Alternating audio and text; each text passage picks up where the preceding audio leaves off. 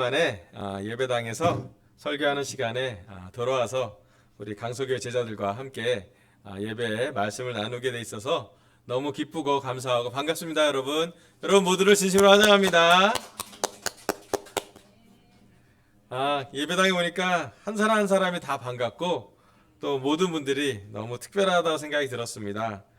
오늘은 특별히 우리 시스템에 우리 홍영 형제가 우리 어느 시간에 시스템을 도와줄 만한 근무 일정 때문에 새롭게 영우 형제가 없을 때 시스템을 도와줄 만한 형제자매를 찾았는데 지원한 한 자매가 와 있어요. 그래서 민주 자매가 지금 아이 셋 있는 놀라운 자매님께서 시스템을 도와주려고 나와 있습니다. 우리 결혼부 형제도 구하고 있으니까 마음이 있는 분들은 일단 예배 끝나고 줌 미팅 할 때 서로 조금이라도 나눴으면 좋겠고 우리 서로 도와서 강석이 모두가 예배의 어느 부분은 같이 나눔을 갖고 함께 참여하는 그런 시간이 됐으면 좋겠습니다. 특별히 지금은 설날 연휴의 마지막 시간인데 우리 중에 많은 제자들이 연휴가 끝나감을 아쉬워할 수도 있는데요. 저는 한 달 연휴를 갔다 왔기 때문에 되게 특별하다는 생각이 들었습니다. 먼저 지난 한 달에 병가 휴가를 허락해 주시는 하나님께 감사하고 또 강석교회 제자들 모두에게 진심으로 감사의 마음을 전합니다. 제가 새해 복 많이 받으라고 제가 찍은 사진입니다. 네, 새해 복 많이 받으십시오. 이제 2021년 구정 우리 설날도 끝났기 때문에 공식적으로 새해가 되었습니다. 여러분 모두에게 안부를 전하고 싶고 각자 이렇게 코로나 때문에 좀 만나지는 못하지만 마음이 전해지길 바랍니다. 여러분의 정성과 사랑과 기도 덕분에 제가 얼마나 많이 회복이 되었고 또 얼마나 많이 아직도 회복 중이지만 하나님의 인도하심과 선하심과 인자하심과 은혜로우심을 많이 경험하고 있습니다. 우리 특별히 아픈 왕식이가 수미 그리고 에리를 따뜻하게 환영해준 제주 가정교회에게 감사의 마음을 전합니다. 상화영과 도희영 스님 그리고 애나의 가정에게 또 김연희 자매 바리스타죠. 그 다음 김영실 자매에게 감사의 마음을 전하고 있습니다. 우리 지난주에 특별히 우리 제주 가정교회가 주최로 해서 예배를 드렸었는데요. 그때 이제 우리 거리두기를 잘 방역수칙을 순종하는 가운데 우리 상화영이 환영하는 시간을 가졌고요. 그 다음에 제주 가정교회 수화로 찬양하는 저한테 개인적으로 되게 특별했던 시간이었고 이 수화 배우려고 두세 번 모여서 우리 같이 연습도 했는데 애나의 관점으로 예배를 한번 드려보는 게 너무 좋았고 또 지난번에 그 약간 그 줌 그런 것 때문에 저희가 아직 익숙치 않아서 애나가 했던 환영의 수화는 여러분 보셨지만 무슨 건지 몰랐죠? 애나가 지금 그럴 거예요. 우리 예배 드릴 때 반대로 얘기하면 애나가 계속 그런 입장에서 여러 가지 장애를 갖고 우리와 함께 예배 드릴 텐데요. 애나 양의 수화 환영이 그런 내용이었습니다. 안녕하세요. 2021년 2월 7일 예배 오신 것을 환영합니다. 제주 가정교회에서 오늘 예배를 담당했습니다. 제주 가정교회를 소개하면 아빠 김상화, 엄마 김도희, 영실 이모, 연희 언니, 박광식, 김수미, 박예리가 있습니다. 우리는 호칭이 없어요. 그냥 이름만 있어요. 제주교회는 수화와 온몸으로 춤추는 찬양과 기도를 하나님께 드립니다. 모두 하나님을 기쁘게 하는 예배를 드립시다 하고 여러분이 수화로만 봤던 것을 물론 결혼부 카톡에다 올려놓기도 했는데 다시 한번 예배이기 때문에 같이 이런 마음으로 우리가 예배를 드리고 또 김애나 양은 이런 관점으로 우리 함께 예배를 매주 드리고 있습니다. 지금도 제주 가정교회에서 같이 모여서 같이 예배를 드릴 텐데 어제도 제주도에 있었던 것처럼 마음이 되게 불끈불끈 솟고 너무 보고 싶고 또 이렇게 애나부터 시작해서 거기 계신 모든 분들에게 마음을 너무 드리고 싶습니다. 또 제주 가정교회 덕분에 제가 많은 것을 사실 너무 신기한 게 휴가를 갔지만 너무 이렇게 제자들이 있어서 힐링되는 것도 경험했어요. 제주 가정교회가 주었던 그런 깊고 또 영적인 교제에 진심으로 감사를 드렸고 또 자연을 허락해 주신 하나님께 찬양을 하고 싶습니다. 지난 4주 동안 또 강서 주일 예배를 준비해 준 모든 형제자매들에게 진심으로 감사를 드립니다. 우리 찬양을 준비한 오재욱 형제에게 너무 감사하고 싶고요. 또 시스템을 했던 우리 영우 형제나 인하 형제도 감사를 드리고 싶습니다. 특별히 4주 전에 우리 성찬을 준비했던 민호 형제가 제 형제가 두 명의 성찬이 정말 다른 스타일의 또 성찬인데 하나님이 역사하신 것도 예수님 십자가 같이 해서 너무 감사했고요. 저 개인적으로는 김재현 형제 설교에 감동을 너무 깊은 울림이 있었습니다. 믿음, 소망, 사랑 최고의 설교 아닙니까? 재현 형제님 진짜 감사하고 싶어요. 재현 형제의 설교를 들으면서 되게 안도가 됐어요.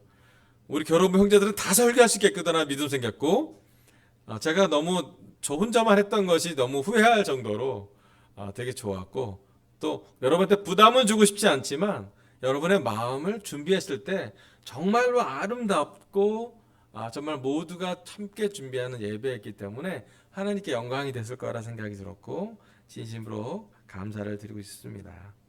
바라기는 좀 더 많은 형제들이 또 많은 자매들이 물론 성찬도 우리가 준비하겠지만 설교 부분도 같이 나누면서 우리 강서교회는 앞으로도 서로 더 참여하고 좀 더 이렇게 서로 도와주는 서로 나누는 정말로 진정한 1세기 교회의 모습이 되었으면 좋겠습니다. 물론 1세기 사도들이 많은 설교를 했겠지만요, 사도가 아닌 많은 사람도 설교했을 거고요, 또 사도라고 얘기 안 한 모든 사람들이 나가서 세례를 주고 또 그들에게 어디든 가든 흩어진 자들은 가서 그 나라를 바꿨던 것을 우리가 알고 있습니다.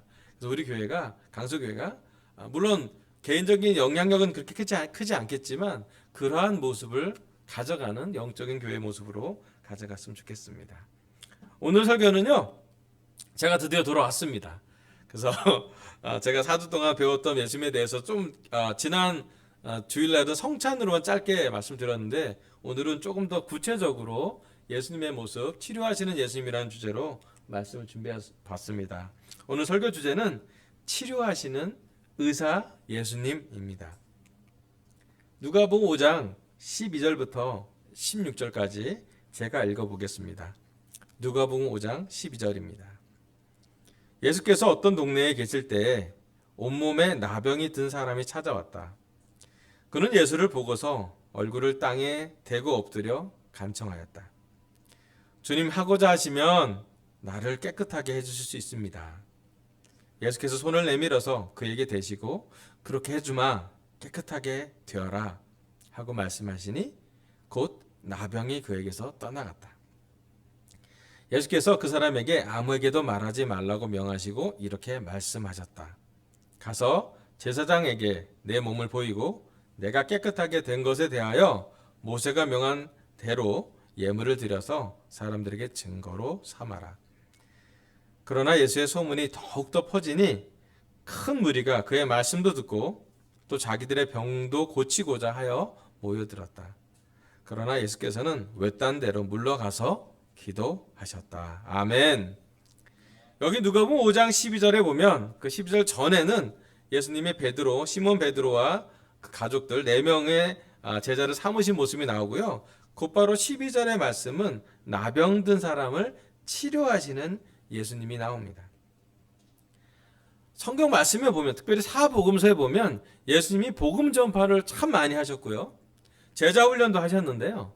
또 어떤 가장 큰 예수님의 하루 일정 중에 큰 부분은 치료하시는 예수님의 일정이 있었습니다. 누가복음의 저자는 의사 누가였습니다. 우리가 다 알지만 누가의 직업은 의사였고 의사의 관점으로 예수님을 볼 수 있는 아주 좋은 말씀이 누가복음이라고 볼 수 있습니다. 의사는 사람들을 치료하는 직업이므로 치료하는 것에 아주 큰 의미를 두고 있고 또 어떤 보통 의사가 치료하지 못하는 것들을 예수님이 일반 의사랑 전혀 다른 정말 기적적인 메시아 하나님의 아들로서 하는 치료에 큰 관심이 있었던 것으로 보여집니다. 의사 누가는 치료하시는 의사 예수님을 종종 기록해 놓았고 우리는 그의 기록으로 누가복음서를 읽고 있습니다. 특별히 이 누가복음 5장 12절부터 16절 보면은 치료하시는 예수님의 모습이 계속 나옵니다. 근데 5장뿐만 아니라 4장에도 의사 예수님이 또 등장합니다. 제가 4장 38절부터 42절까지 읽어보겠습니다. 누가복음 4장 38절입니다. 예수께서 회당을 떠나서 시몬의 집으로 들어가셨다. 그런데 시몬의 장모가 심한 열병을 앓고 있어서 사람들이 그 여자를 두고 예수께 청하였다. 예수께서 그 여자에게 다가서서 굽어 보시고 열병을 꾸짖으셨다. 그러자 열병이 물러가고 그 여자는 곧 일어나서 그들에게 시중을 들었다.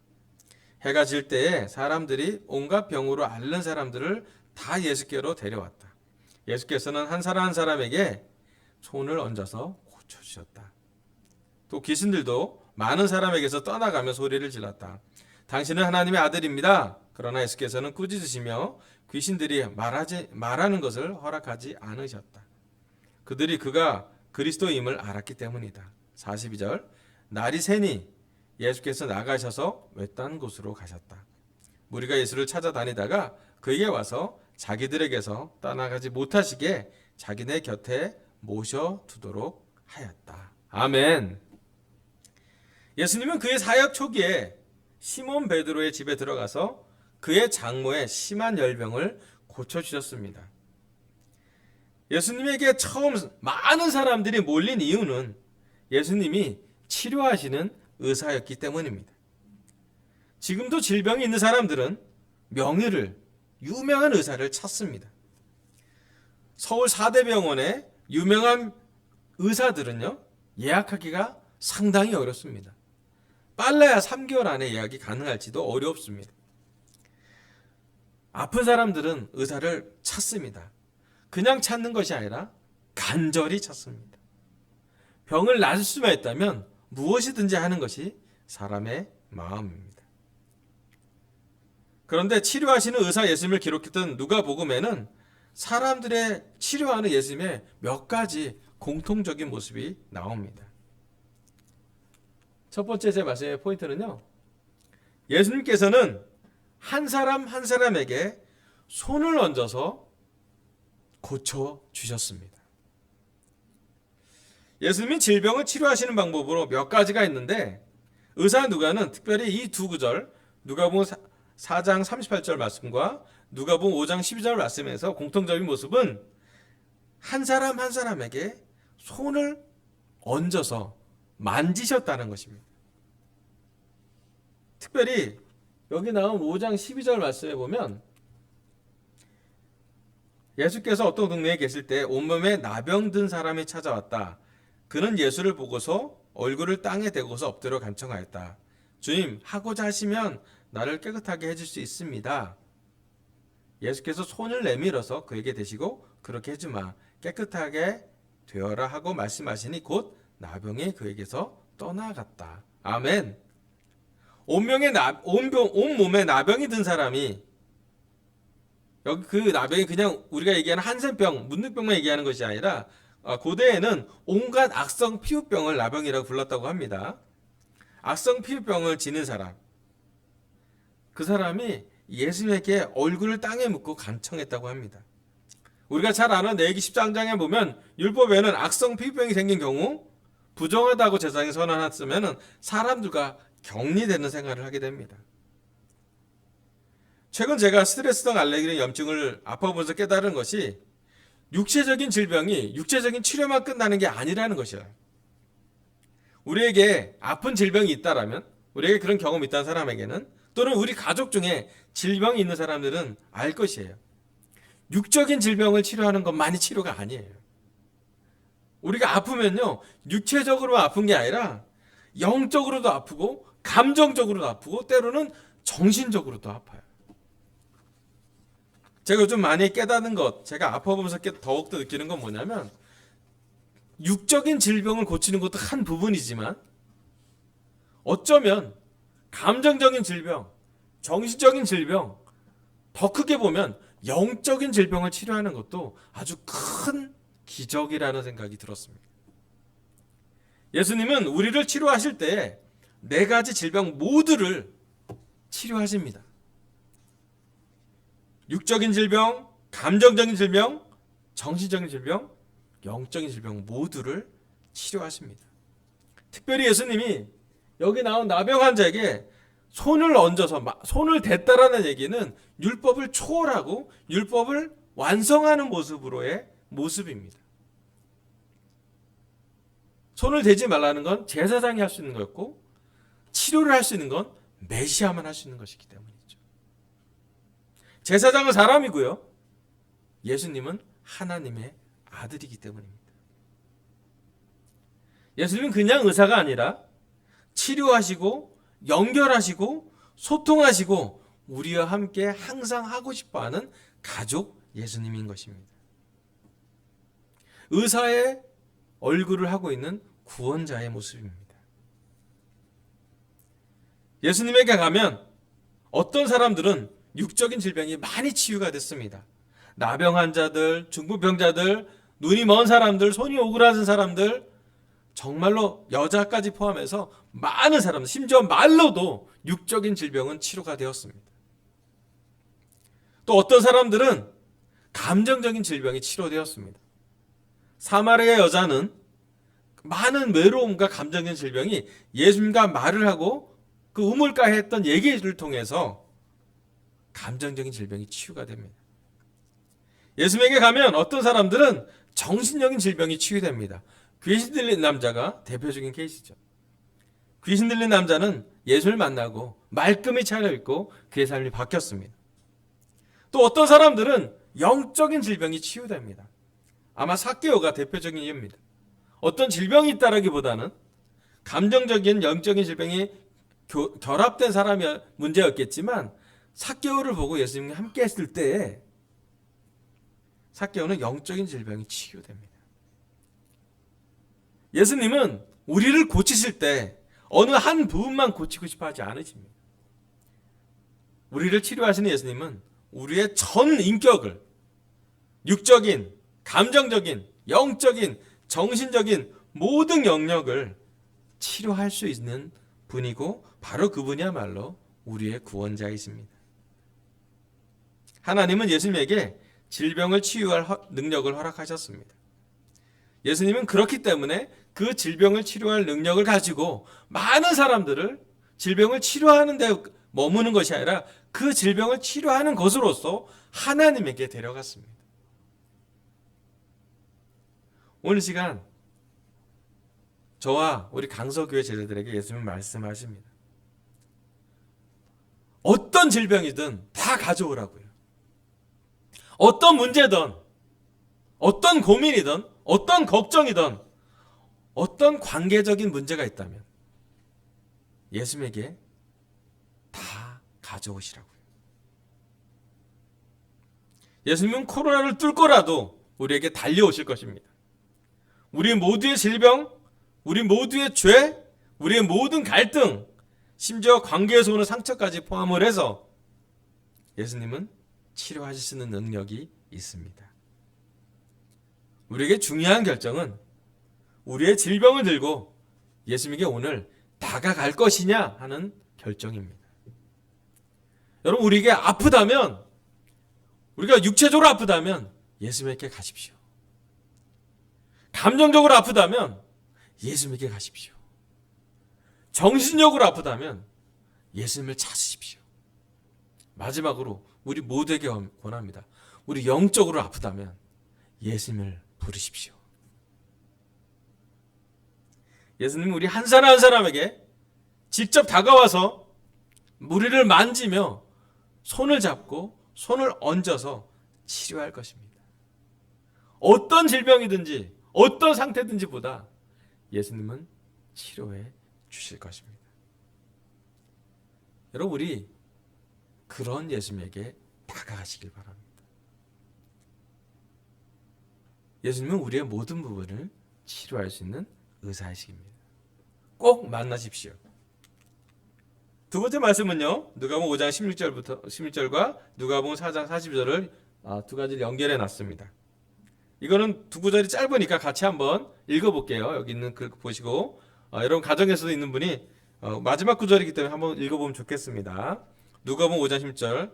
그러나 시작. 그러나 예수께서는 외딴 데로 물러가서 기도하셨다. 4장 42절. 날이 새니 시작. 날이 새니 예수께서 나가셔서 외딴 곳으로 가셨다. 무리가 예수를 찾아다니다가 그에게 와서 자기들에게서 떠나가지 못하시게 자기네 곁에 모셔두려고 하였다. 아멘.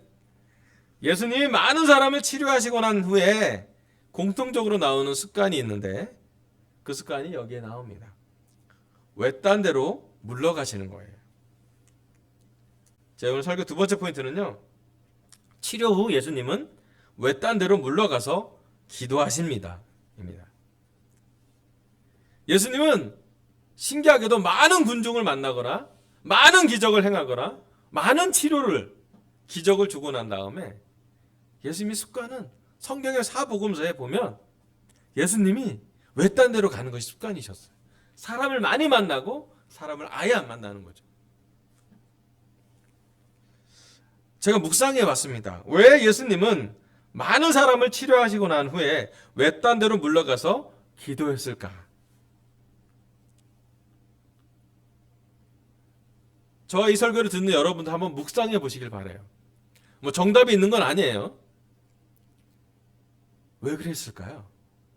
왜 예수님은 많은 사람을 만난 후에 치료를 한 후에 외딴 곳으로 홀로 사람들이 찾지 못하게 약간 숨어 계셨을까요? 왜 그랬을까요? 여기 나오신 분들 한번 대답해 보세요.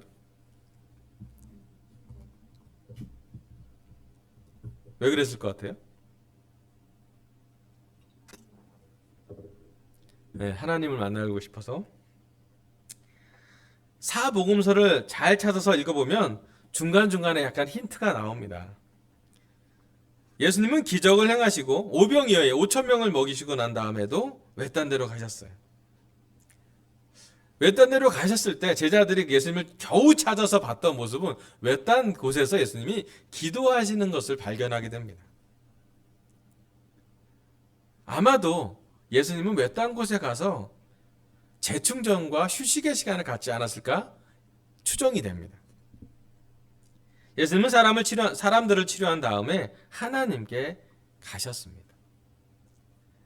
하나님께 가서 하나님 하신 기적에 감사하실 것입니다.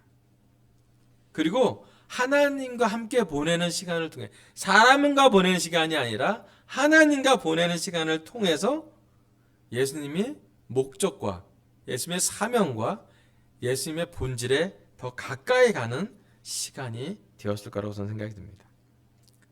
예수님은 종종 하루의 시작과 하루의 마무리를 하나님과 함께 했습니다. 예수님께 기도하는 시간은 정말 하나님과 연결되는 시간이 되었을 것입니다. 예수님은 어떤 선택을 하실 때도 12제자, 나중에 12사도가 되겠죠. 12제자를 선택할 때도 밤새 기도하십니다. 예수님이 누구랑 의논했는지, 예수님이 누구랑 함께 계획을 짰는지, 또 하루 벌어진 일에 예수님은 그 계획에 대한 피드백을 누구랑 했는지가 성경에 나옵니다. 아마도 하나님과 예수님이 그 시간을 보냈을 거라고 생각합니다.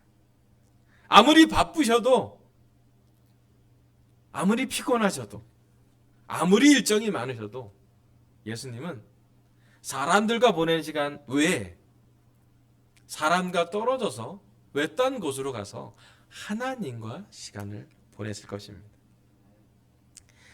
제가 이번 제주 한 달 살기 휴가 시간에 가장 좋았던 시간은 외딴 곳으로 가는 것이었습니다.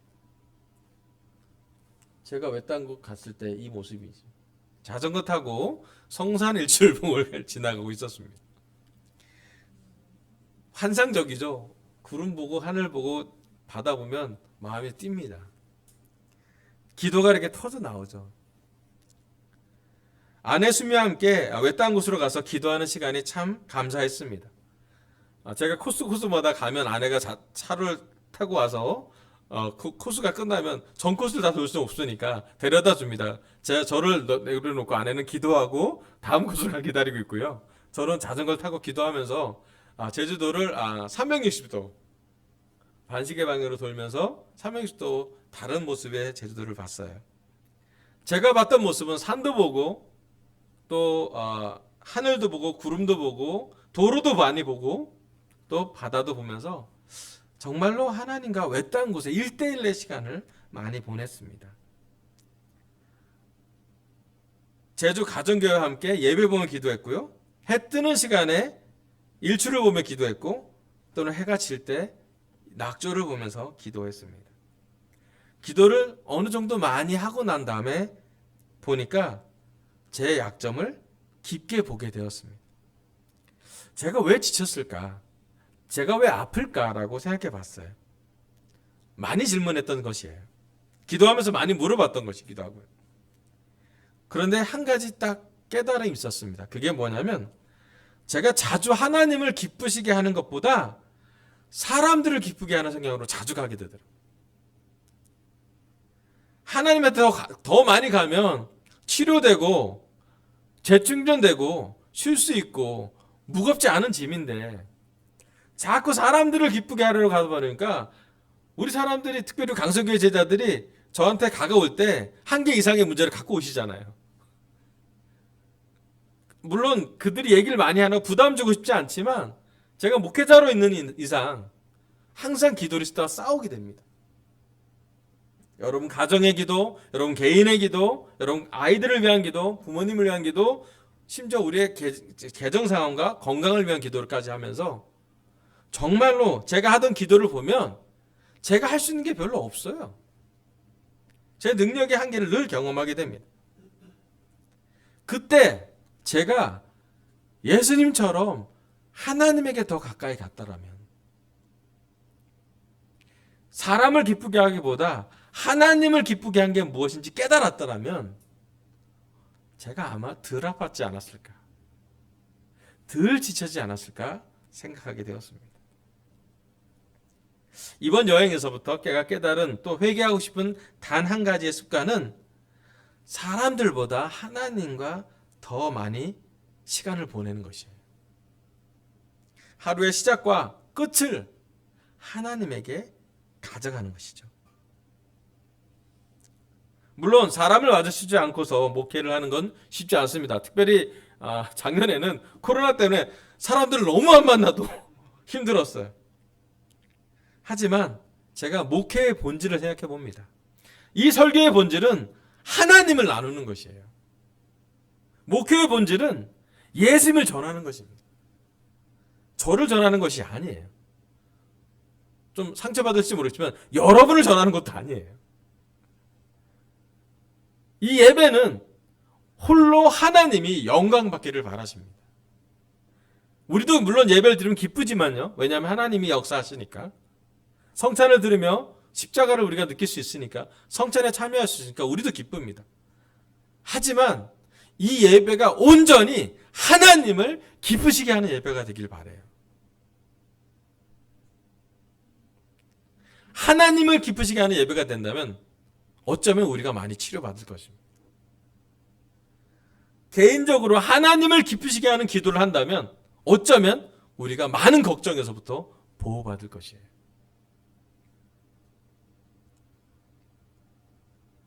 우리가 하나님께 좀 더 집중된다면 우리의 많은 삶의 우선순위가 우리의 본질과 맞춰질 것입니다.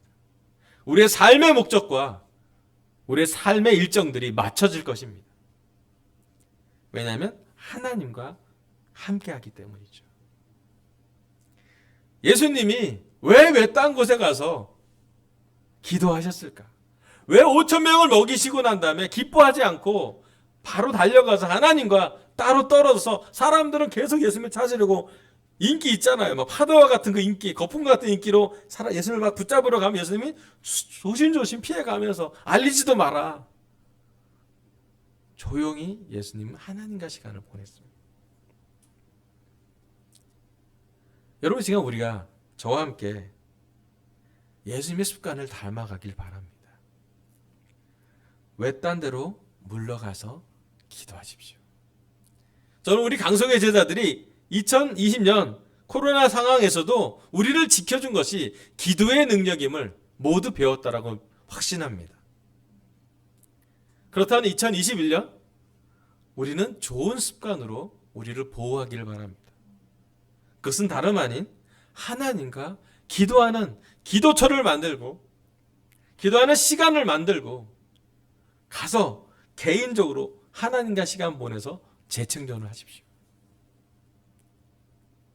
예수님이 여러분의 손을 만질 거고 여러분의 마음을 만질 거고 여러분의 삶의 우선순위를 변화시켜 주실 것입니다.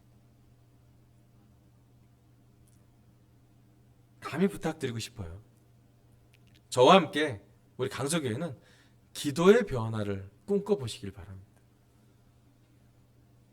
하나님이 우리 기도가 바뀔 때 어떻게 치료하시는지, 어떻게 회복시켜 주시는지, 어떻게 정상적으로 만들어 주시는지를 알려주실 거예요. 제가 하나 분명히 하는 것은 저희만 회복될 필요가 있는 것이 아니라 우리의 회복을 통해서 이 사회도 회복이 되어야 됩니다. 얼마나 삐뚤어져 있는 사회입니까? 얼마나 음란하며 얼마나 거짓하며 얼마나 학교 폭력이 많은 사회입니까?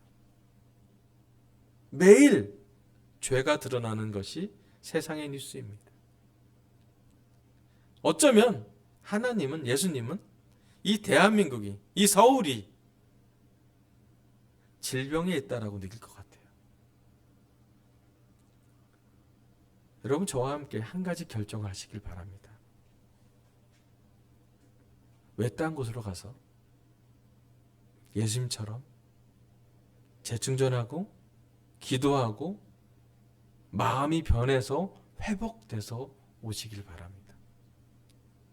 물론 제가 완전히 회복된 건 아닌 것 같아요. 아직도 한국에, 서울에 오면서 여러 가지 부딪히는 부분도 있고, 또 지난 주중에는 제가 자전거 타다가 너무 추워서 서울 온도를 무시한 나머지 열병을 한 적도 있지만, 한 가지 아는 것은 우리가 다시 외딴 곳으로 가서 기도해야 될 것입니다.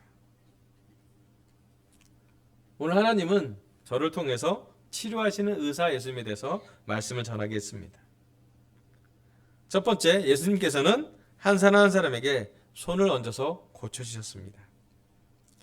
어떤 질병이든, 육적인 질병, 감정적인 질병, 정신적인 질병, 심지어 영적인 질병도 예수님은 고쳐주십니다. 예수님께 나병 환자처럼 가서 무릎을 꿇고 예수님께 말하시길 바랍니다. 두 번째, 치료 후 예수님은 외딴 곳으로 물러가서 기도하셨습니다. 여러분, 우리도 예수님처럼 사람들 말고 하나님한테 가시는, 그래서 재충전이 되어서 회복되어서 치료되어서 우리의 기도 시간을 통해 하나님을 더 많이 느낄 수 있는 이번 한 주간 되길 바라면서 설교를 마치겠습니다. 감사합니다.